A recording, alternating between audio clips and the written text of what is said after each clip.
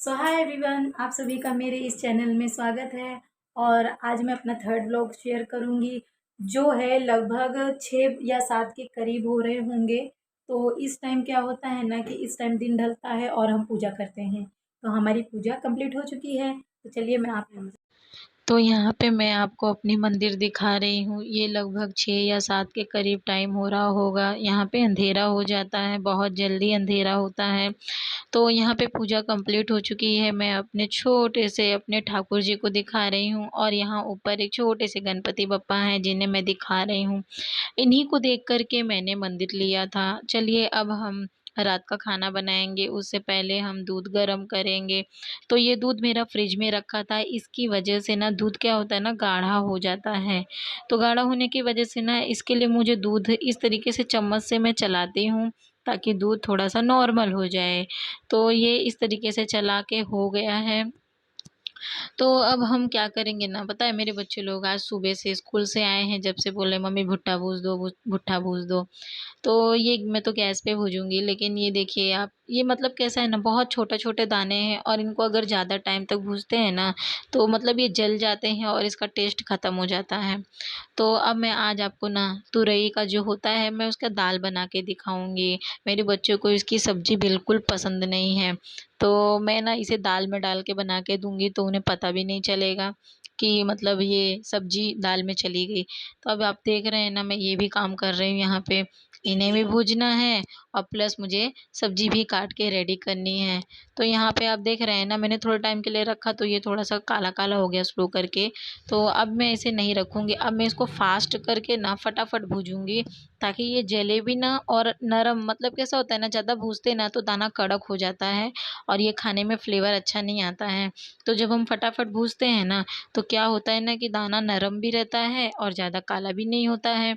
तो इसी की तरह से ना मैं सारे ना भुट्टे को भूज लूँगी, ऐसे अपने हाथ में लेकर के भूज रही। मेरे पास कोई मतलब वो नहीं है कि मैं गैस के ऊपर रख करके इसे रख दूँ और ये भूनता रहे, तो वो चीज़ मेरे पास नहीं है। तो इसके लिए मैं अपने हाथ से ही भून रही हूँ।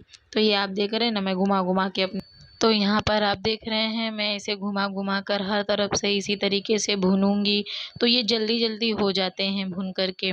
तो ये हो गया, तो ये थोड़ा सा लास्ट स्टेज होता है, जो पीछे का पार्ट होता है इसको हम आगे की तरफ करके पीछे के पार्ट को इसी तरीके से भूनते हैं। तो ये इसी तरीके से भुना रहा है।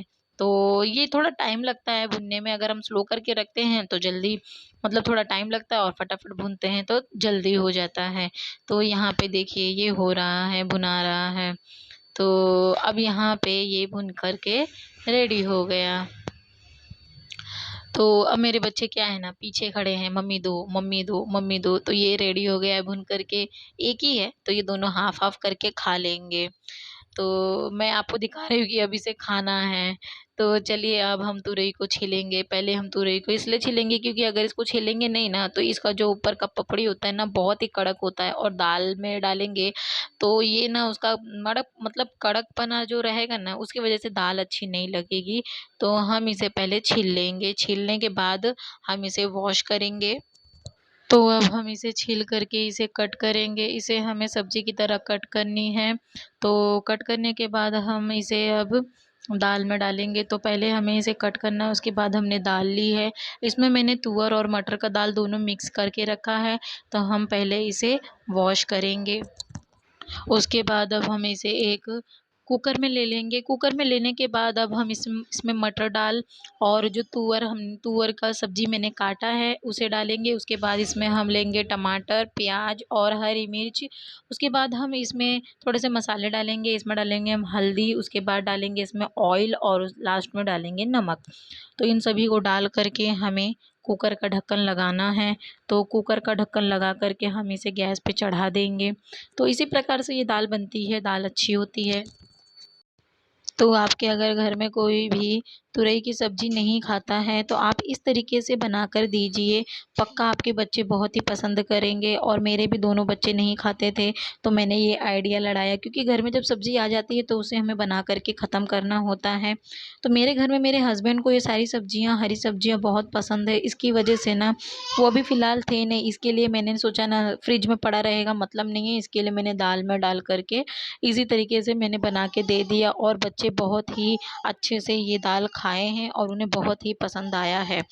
तो अब देख रहे हैं ये जो 2-4 बर्तन निकले थे खाना बनाते वक़्त, तो मैं पहले उन्हें क्लीन कर लूँगी, क्योंकि मेरी बेसिन इतनी छोटी है और अगर उसके अगल-बगल में मैं एक भी बर्तन रखती हूँ ना, तो सारे बर्तन ऐसे लगते हैं बहुत बर्तन है, बहुत बर्तन है। इसकी वजह से ना मुझे सारे बर्तन झट-झट से क्लीन करने होते हैं, जो भी मैं यूज़ करती हूँ तुरंत-तुरंत साफ़ करके इसी तरीके से रखती हूँ। तो अब मुझे फ्रिज में पानी रखनी है, तो ज़्यादा से ज़्यादा 3 से 4 बॉटल हमारे लिए सफिशिएंट होता है, हमारे और बच्चों के लिए। तो अब मैं यहाँ पर बॉटल को क्लीन करके, धो करके रख रही हूँ। उसके बाद अब हम इसमें पानी फिल करेंगे। तो यहाँ पर मैं पानी फिल कर रही हूँ, उसके बाद अब हम सारे बॉटल को फ्रिज में एक-एक करके रखेंगे। तो मेरे फ्रिज में ज़्यादा सामान नहीं रहता है, क्योंकि हम बहुत कम ही सामान फ्रिज में रखते हैं। तो यहाँ पर मैंने देखा मैंने सारे बॉटल धीरे-धीरे रख दिए हैं। उसके बाद यहाँ पे मेरा चावल पक रहा है और अब हमें तो यहाँ पे मैं आपको दिखा रही हूँ कि मेरे चावल पक रहे हैं। तो यहाँ पे मेरा चावल पक चुका है। अब इसमें से हम जो भी ऊपर के माँड़ निकालते हैं उसे हम निकाल देंगे।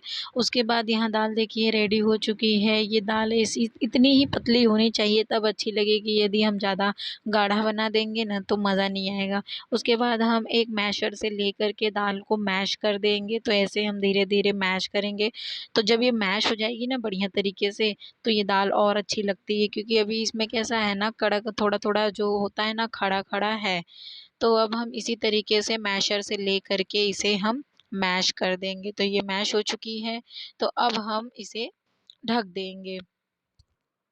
दाल को ढकने के बाद अब हम छौंक लगाएँगे, बिना छौंक के ये दाल अच्छी नहीं लगेगी। तो जिस तरीके से हम सभी दालों को छौंक लगाते हैं, उसी तरीके से हमें इस दाल को भी छौंक लगाना।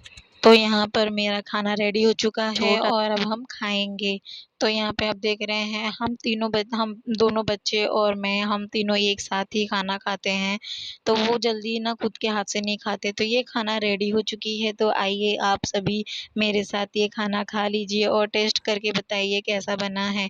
तो अब यहाँ पर ना क्या है ना, सुबह इनको ये स्कूल का ड्रेस व्हाइट वाला कल पहन के जाना है, तो मुझे इस्त्री करना है। तो मैं सोच रही हूँ अगर सुबह करूँगी तो मुझे लेट हो जाएगा, और अगर बीच में बाबू उठ गया तो मैं जल्दी नहीं कर पाऊँगी। इसके लिए ना मैं इतने टाइम पे इस्त्री करके रख लूँगी, ताकि सुबह मैं आराम से उनको रेडी कर कर के आराम से भेज दूँ।